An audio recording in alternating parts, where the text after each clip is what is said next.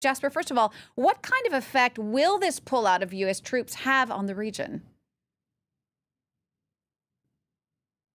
Incursion of northeastern Syria. And the Kurds warned this weekend that if Turkey were to invade, they would fight back with everything they had. The Kurds said they would fight back all along the Syrian-Turkish border. And that means one might have Kurds rocketing southern Turkish towns or actually crossing into southern Turkey, nowhere near the planned incursion area. There are two other factors at risk here. One is that the Syrian Kurdish forces do hold a large number of IS prisoners, Islamic State fighters, whom they captured in their campaign against the Islamic State. The US backed the Syrian Kurds because they were so effective in fighting Islamic State. Now, previously, the Kurds have threatened to release those prisoners if their back was to the wall. What if they do release the IS prisoners after a Turkish incursion? Who would IS fight against? Would they fight against the Kurds as they had previously, or would they fight against the Turks? One doesn't know. A second factor at play here is, will America have time and the resources to withdraw all of its weapons that it has invested in northeastern Syria? Or will it just leave those weapons and the Kurds will take them over?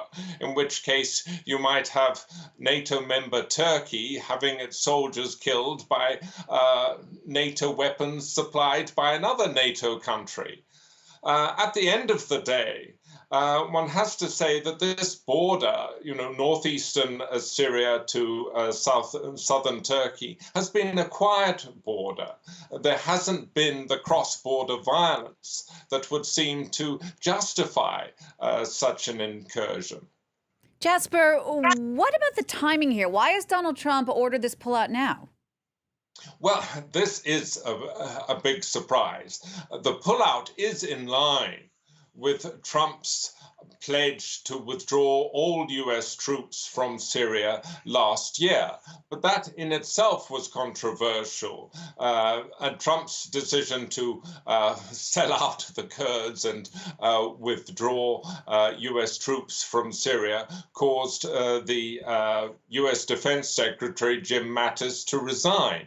However, although today's announcement is in line with that withdrawal, it is not in line with recent moves by the US. After announcing of total withdrawal last year, Trump did not withdraw US troops. He kept them there.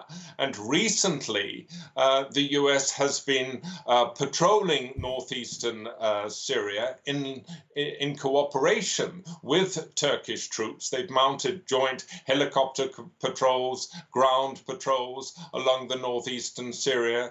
The US has in effect been forming a buffer zone between the Turks and the Kurds.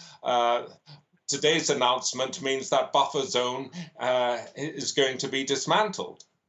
Jasper, thank you for that. France 24's Jasper Mortimer reporting from Ankara.